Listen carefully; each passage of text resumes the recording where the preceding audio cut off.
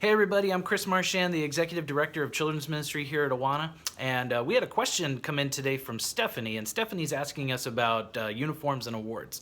Her question is, I was wondering if any clubs have done away with uniforms and patches and have continued to have a successful ministry without those things, still going through the books, meeting in the same manner, utilizing Sparky and T&T store, etc.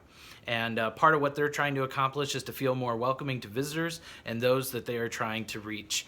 Stephanie, that is a great question. Thank you so much for taking the time to send that in. The answer is yes. One of the beautiful things about Awana is that it's flexible enough that you can contextualize it for your own unique ministry setting.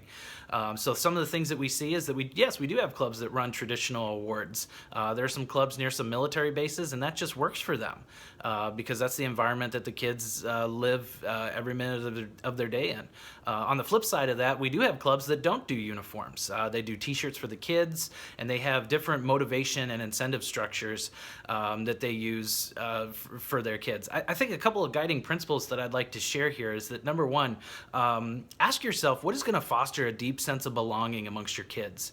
And really take some time, even as your leadership group, to think through that. For some clubs, it's the fact that everybody looks alike and uses, and wears a uniform. For others, it's about having a T-shirt. Whatever the thing is, spend some time talking about it amongst your leadership team. What is going to foster a deep sense of belonging amongst your kids? The second thing that I would encourage you to do is just, even when it comes to motivation and incentives, find out what your kids are interested in. Research your kids. Ask them questions. Ask them what they're interested in, or even some things or even get some suggestions from them about things that would particularly motivate them.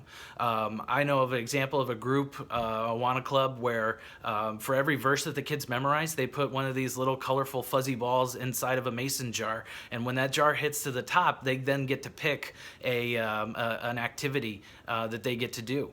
And so just looking at different ways for you to be able to motivate your kids is just a great discussion point. So I'd encourage you to do that as well with your leadership team, and spend some time asking your kids about it. One of the last things that I would also share too is that, please hear me, there is nothing greater, and no greater gift that you can give your kids than time with you.